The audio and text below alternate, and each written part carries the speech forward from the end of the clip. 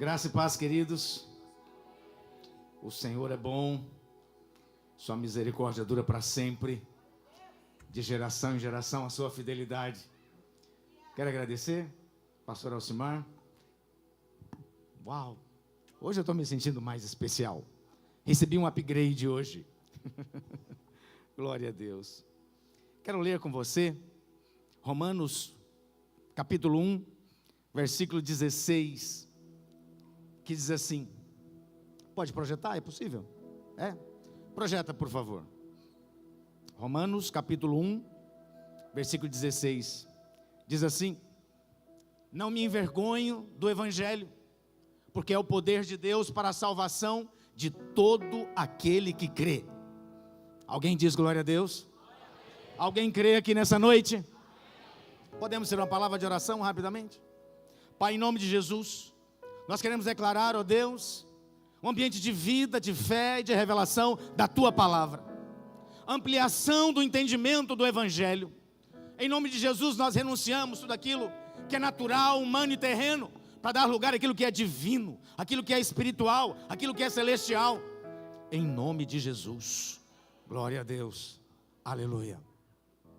Hoje estava conversando com o pastor Alcemari, falando sobre o que queríamos ministrar nessa noite, e o que queimou no meu coração é falar sobre a igreja, sobre o evangelho. Eu sou filho de crente, tive uma experiência poderosa com Deus aos 12 anos, porque filho de crente, crentinho não é, você deve saber disso.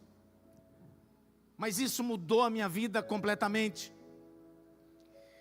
O Derlino, o Marçal estava falando, era Lava Jato que você trabalhava? Eu entendo dessas coisas. Assim, o nível de pobreza que eu vivia era um negócio assim, assustador. Eu me lembro que, quando eu era recém-convertido, eu tinha um nível de chulé, assim, daqueles assim, tão terríveis, que se as pessoas estivessem orando numa roda, e eu chegasse para orar com elas, sem abrir o olho, elas sabiam que eu tinha chegado. Vocês verem como é que era.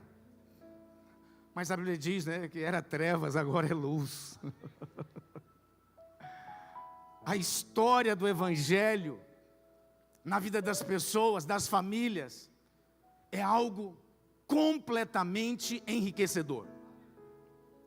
A transformação nas famílias, na sociedade, em uma cidade, quando uma igreja posicionada está presente, é completamente diferente.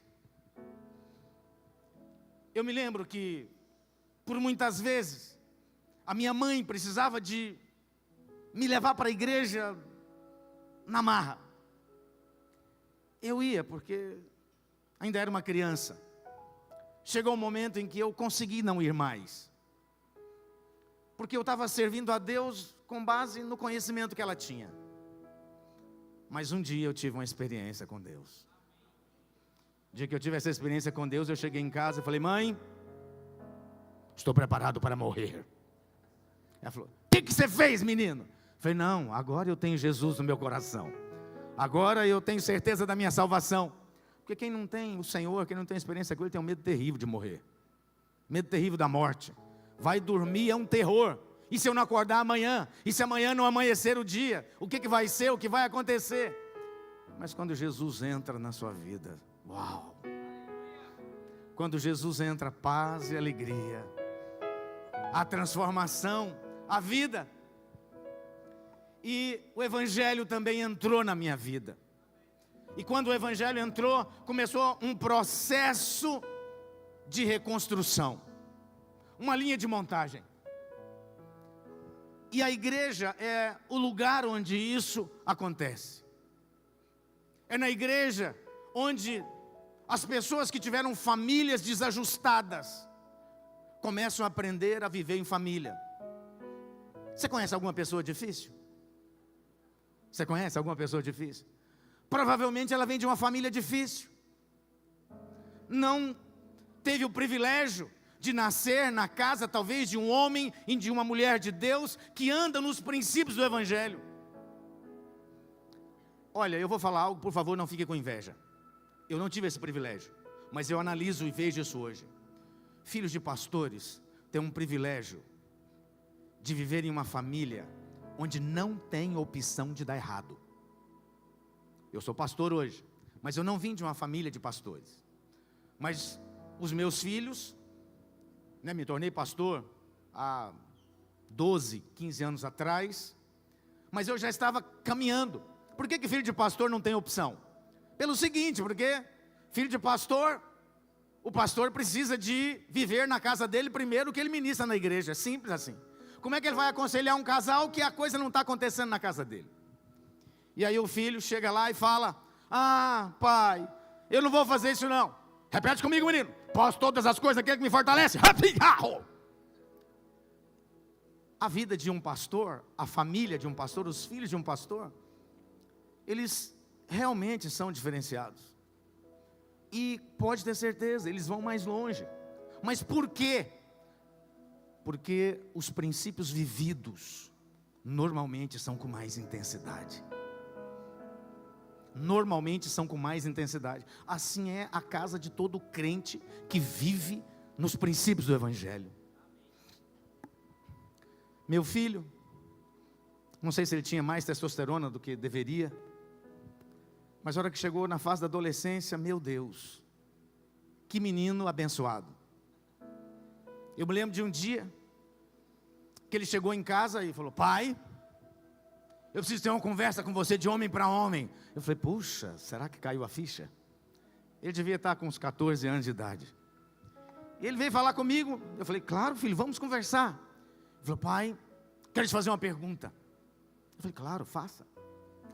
E ele falou assim: Deus respeita o livre-arbítrio das pessoas? E eu falei assim: claro. Ele é um gentleman. Ele nunca nos obriga a fazer nada. Ah, pai, bom saber.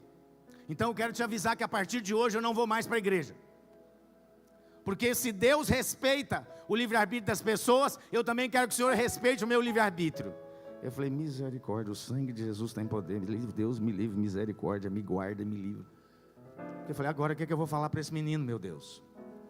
Eu chamei ele, falei assim: filho, vem cá, nós vamos ter uma conversa, e nós nunca mais vamos conversar sobre esse assunto. Por que eu falei que nós nunca vamos conversar sobre esse assunto? Porque eu já estava aprendendo como é que eram os adolescentes. Os adolescentes é assim. Ele fala: pai, eu quero ir na balada. Eu falo: não, não pode. Mas por que, pai? Eu falo: não, filho, balada é um negócio que não combina com você. Você é nova criatura, né? Nasceu de novo, tem Jesus. Tá bom, eu entendi tudo isso, mas por que eu não posso?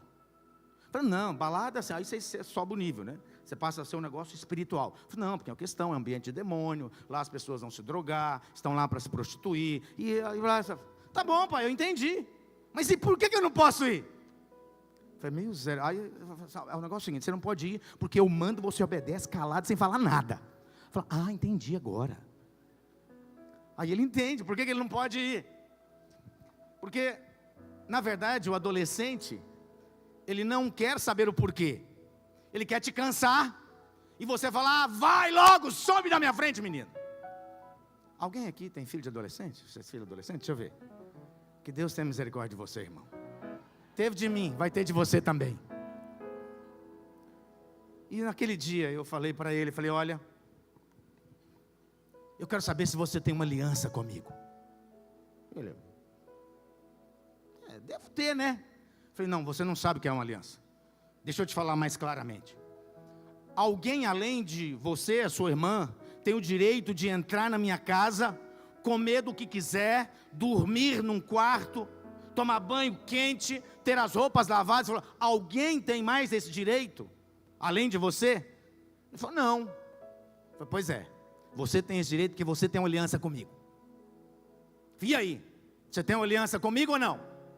Tenho, claro que tenho, né, pai? Eu falei: então tá bom. Meu filho era um cara legal, aqueles garotos, adolescentes muito legais. Sabe aquelas camisetas de R$19 que vem com um jacarezinho de 750 colado assim?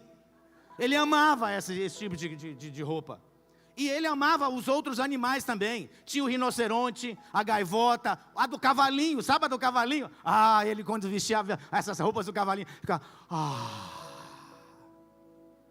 Esse era meu filho. E eu falei para ele: a partir de hoje, nós não vamos conversar isso nunca mais. A partir de hoje, você vai comigo, gostando ou sem gostar, querendo ou sem querer, achando bom ou achando ruim. Mas é assim, é? Quer dizer então que você é obrigado? Eu falei: vai. E não tem opção. Mas por quê? Eu falei: porque um dia eu vou prestar conta diante de Deus de você. O dia que eu estiver diante de Deus, eu vou prestar conta de você, da sua mãe, da sua irmã. E eu vou dizer para Deus: Senhor, está aqui.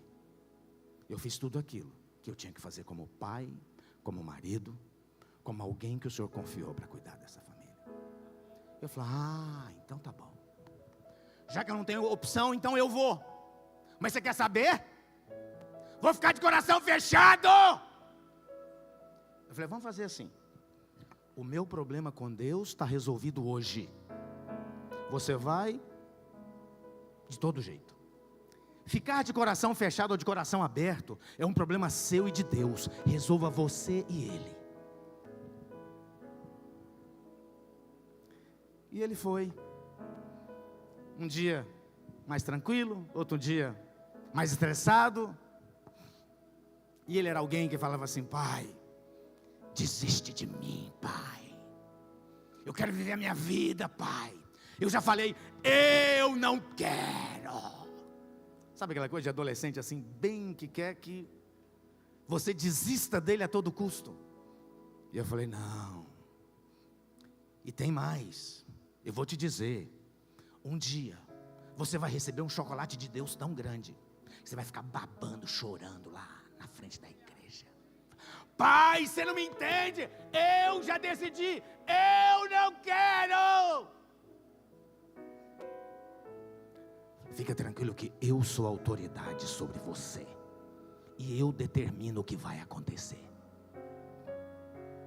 Há uma história muito interessante de um homem que vinha de familiares escravos nos Estados Unidos, e ele se chamava Michael King. Michael King era um negro e que teve um filho e colocou nele o nome de Michael King Jr. E o pai dele viajou para a Europa e lá conheceu a história de Martinho Lutero. E ele ficou sabendo da história, e nós sabemos, Martinho Lutero é o grande reformador da igreja, com as 5 solas. Então o pai dele, revestido de uma indignação celestial e uma inspiração divina, muda o nome do filho, que era uma criança, para Martin Luther King, e define: meu filho será um reformador. Os anos passam e Martin Luther King cria um movimento que gera a reforma que o mundo inteiro iria copiar, com os direitos, direitos humanos, verdadeiros, genuínos direitos humanos. E meu filho, eu falava isso para ele, falava: olha, você vai ter uma experiência poderosa com Deus. E ele definindo: pai, você não entende, você não entende, você não entende, você não entende, você não entende. E um dia levaram ele, como ele não tinha opção de não ir, levaram ele para um acampamento da igreja. E lá Deus começou a dar um chocolate nele. E aí um dia eu chego em casa, antes de chegar no meu quarto, tinha um quarto dele bem do lado. E aí ele estava lá, e eu entrei para o meu quarto. E eu já estava quase deitado, ele entrou no quarto, estava com a minha esposa. Ele falou: pai, quero falar com você. Eu falei: tá bom, filho, o que você quer falar? Quer pedir desculpa aí, falou? Esse negócio aí, de vez em quando o capeta tenta a gente, tá ligado? E aí a gente faz uns negócios aí que não deve, morou? Ele tá desculpado, filho. Dá um beijo aqui. Papai te ama. Ele saiu do quarto. Eu virei para minha esposa e falei assim: converteu ainda não? Minha esposa: como? Ele veio aqui. Eu falei: não, é que converter um negócio mais tchan. É um negócio mais... Vamos continuar orando. Está acontecendo, mas... Aí passam os dias. Eu chego em casa tarde de novo do trabalho, aquele dia. Aí a hora que eu passo em frente, o quarto dele, estava tocando uma música, um louvor.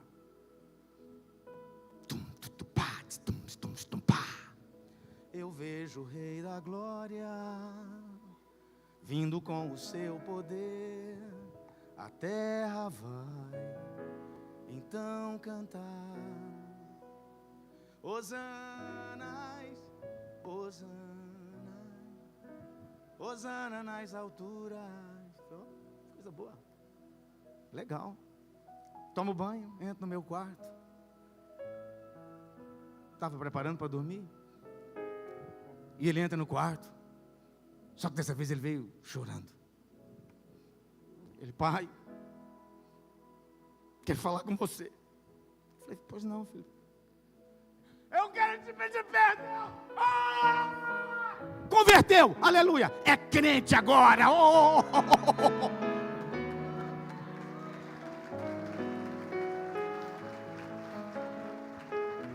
Quando a luz de Deus chega, todas as coisas mudam. O que era trevas vira luz. A vida que não tinha sentido passa a ter um propósito genuíno. Casais que estavam casados, que nem sabiam por que estavam casados, agora tem um propósito de vida, de viver para Deus, engrandecendo o nome dEle, caminhando nos caminhos dEle. Onde chega a igreja, as coisas acontecem. Essa cidade não vai ser mais a mesma depois da Family Church. Não vai, não tem como ser. Imagina quantos casamentos serão restaurados, famílias alcançadas, pessoas que irão prosperar. E aí os dias passaram, meu filho falou, pai, eu quero fazer o seminário. Eu falei, beleza filho, vê aí qual é o seminário que você quer fazer. São Paulo é a cidade dos seminários. Vai aí, olha, pode olhar o que você quiser, o papai paga. Eu falei assim, pai, eu quero ir para o seminário, pai. Eu falei, que seminário, meu filho? Seminário da igreja, pai. Você está bem? Está tudo tranquilo com você? Está tranquilo? É, pai, é o seminário da igreja que eu quero ir. Mas assim, será que não está rápido demais não, meu filho? Assim, um mês atrás você estava usando umas marihuana aí, achando que era o cara inteligente. Aí agora, você teve... Vamos falar com o nosso pastor? Na época eu não era pastor ainda. Vamos falar com o pastor? Vamos.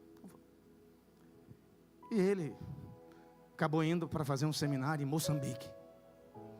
Lembra do brotherzinho? Essa camisa do jacarezinho? Pois é, agora vai para Moçambique fazer um seminário. Leva 2 malas de roupa. E ao chegar lá, o tratamento começa. Minha esposa falou assim, mas ele não liga para dizer como é que está. Eu falei, calma, o dinheiro vai acabar, fica tranquila. Não se preocupe. Pelas contas que eu fiz, dá 15 dias para o dinheiro lá. Fica tranquilo, ele vai entrar em contato. Deu 15 dias, ele, pai, estou aqui, meu filho. O que você precisa? O dinheiro acabou, pai. Falei, que bom, meu filho, pode deixar, o papai vai providenciar. E aí, aconteceu algo lá, que já foi o início do tratamento. Ele foi usando as roupas, usando. E descobriu que a unção de lá não era a mesma da casa dele, porque ele usava a roupa, jogava lá no cesto, passava um tempinho, ela parecia, né, passada, bonitinha, cheirosa lá no cabide e tal. Ele descobriu que lá não tinha essa unção.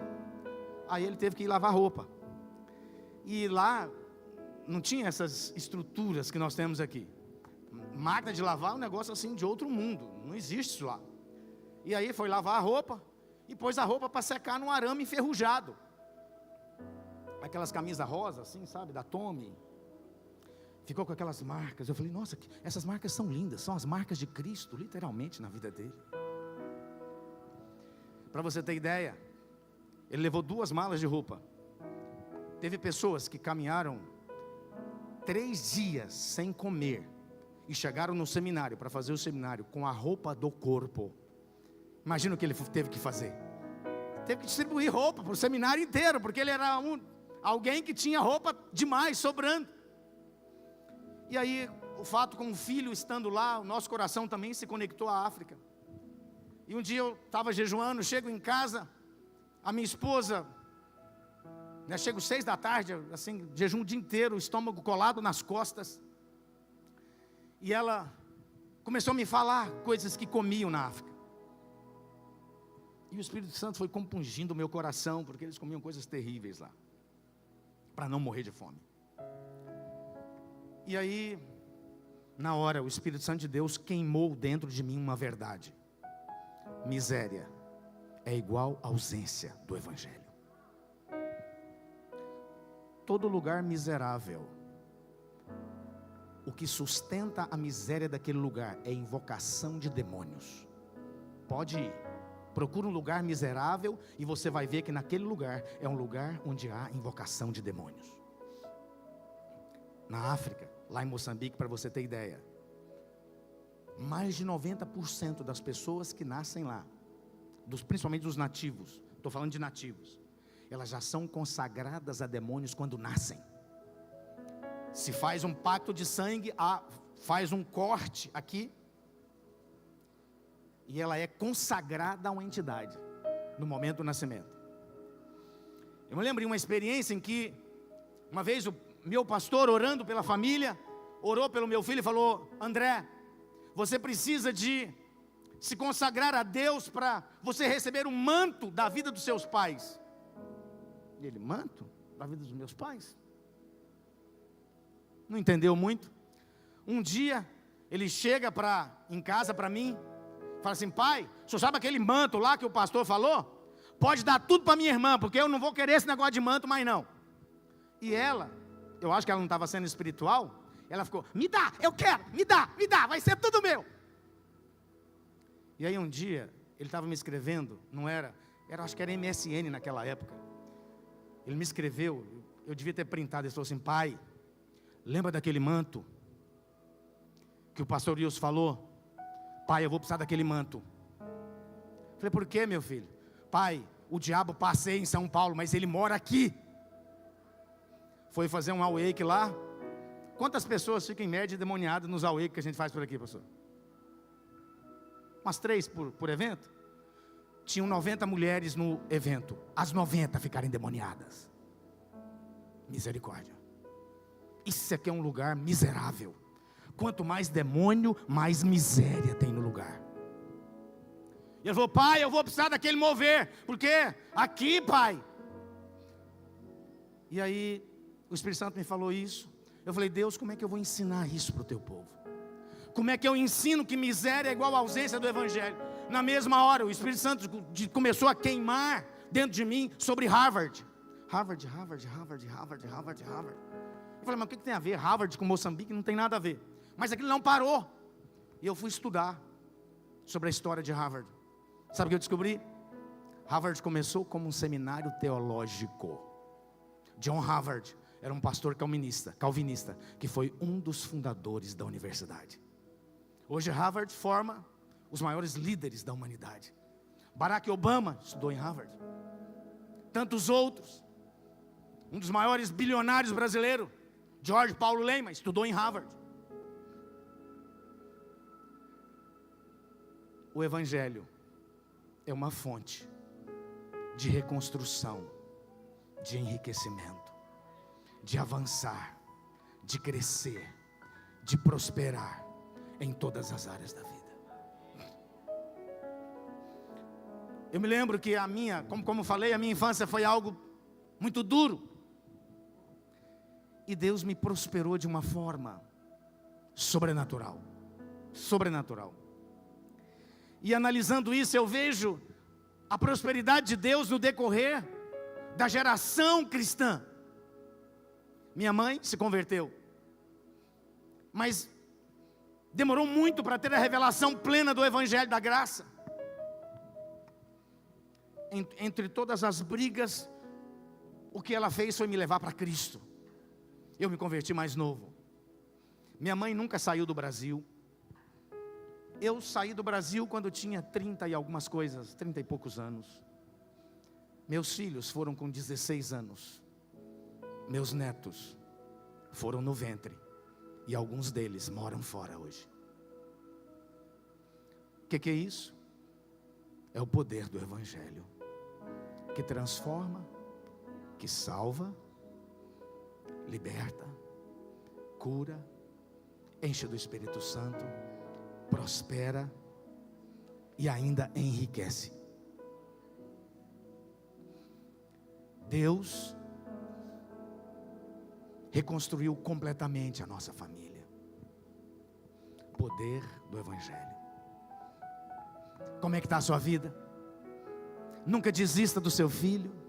Nunca desista do seu cônjuge que ignora você e que fala um monte de você, que fala um monte do pastor da igreja. Nunca abra mão daqueles que estão conectados com você no seu grupo familiar. Porque você é o canal de Deus para salvá-los. Você é a esperança que eles têm. Todas as pessoas que se convertem é porque alguém um dia intercedeu por elas. Você é crente? Alguém diz amém? Saiba, alguém intercedeu para que você tivesse uma experiência poderosa com Deus.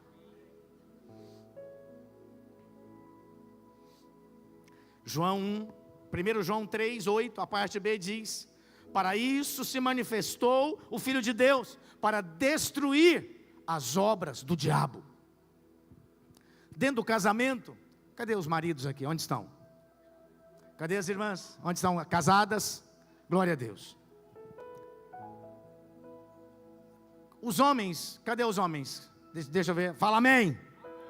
Fala um amém assim, bem grosso, amém. Glória a Deus. As mulheres, queridos, as mulheres é como a lua. Existe lua cheia, lua minguante, lua crescente. Tem vezes que você nem vê a lua, mas tem vezes que a lua está bonita. Deixa a sua esposa ser desse jeito.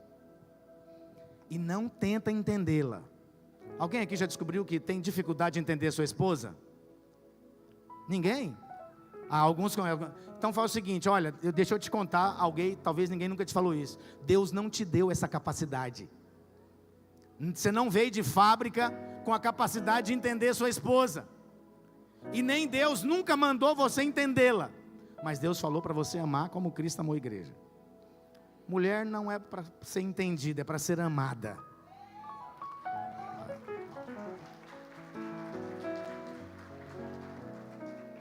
Então a mulher, ela tem fases, né? Tem uma TPM aí terrível que de vez em quando ataca. Mas o homem precisa ser um pouquinho diferente. A mulher um dia ela está ruim, um dia está boa, um dia ela quer morrer, outro dia ela quer viver. Mas o homem, ele precisa ser o sol. Como é que o sol nasceu hoje? Nasceu, brilhou, se pôs. Como é que ele vai nascer amanhã? Nascer. Semana que vem. A hora que você vê um brother aí meio assim, você fala para ele, irmão. Ele vai entender. Como é que vai ser o sol o ano que vem? Vai nascer, vai brilhar. Homens precisam ser previsíveis. Mulher é uma bênção. Você casou para aprender a ser como Cristo. As mulheres, elas têm algo assim que você precisa de ter um pouco mais de caminhada para você entender. Certa vez eu estava conversando com a minha esposa sobre os gastos da casa. E normalmente no casamento tem um emocional e um racional. Você já percebeu isso? Mas fica tranquilo, essa é a fórmula da prosperidade segundo a neurociência. Normalmente os casais que prosperam é quando tem um emocional e um racional. E sim, porque o emocional é aquele que dá cor à vida, né? Ele está sempre colorindo, ele sonha, nós vamos fazer uma casa, vai ser assim, nós vamos mudar, vamos morar nos Estados Unidos, vai ser assim. E o outro está lá puxando ele, e qual que é o plano? Quanto que nós vamos guardar por mês para poder realizar esse mover aí que você está querendo? Então o emocional é aquele que sempre dá cor à vida. E o racional é o cara dos cálculos. E eu fui falar com a minha esposa. Amor, olha os gastos aqui e tal, nós precisamos tomar atenção. Você está falando que eu sou uma gastadeira. Eu falei, não. É só que... Falou assim. Eu falei, bom. Aí tem um ditado, né? Você quer ter razão ou você quer ter casamento? Pergunta aí para quem está perto de você. O que você quer? Ter razão ou casamento? Se você quiser ter casamento, você vai ter que perder a razão. Não vai dar para ter os dois juntos. E aí eu gravei, né? Falei assim, não, vou gravar a conversa. Aqui fica mais fácil. Amor, vamos falar sobre aquele assunto. Que assunto? Olha, amor, tem uns gastos aqui no cartão de crédito. Eu já havia conversado. Aí depois, você falou que eu sou uma gastadeira. Falei, não falei. Aí falou, não falou. Falei, tá gravado. Vamos ver agora aqui, você vai ver. Aí acabou a gravação. Eu falei, falar você não falou não, mas era isso mesmo que você queria dizer.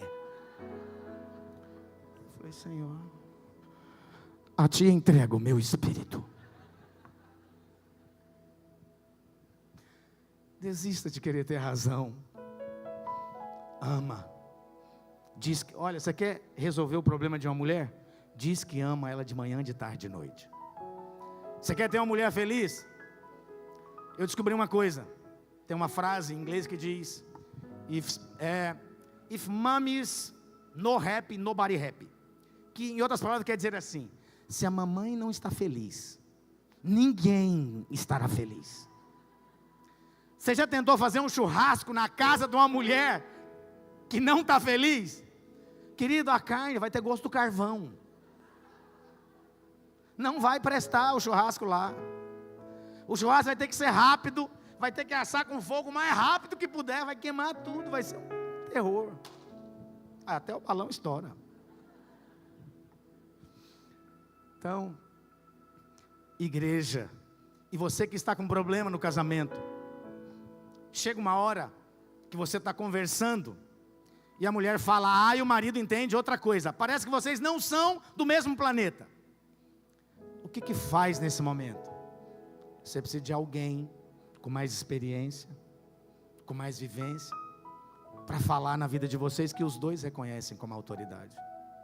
Chama o pastor, fala, pastor, estou precisando de uma intervenção divina.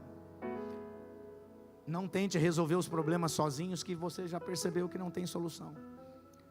E tem coisas que não tem solução no casamento. A solução não é no embate. A solução é para cima. A solução é a oração.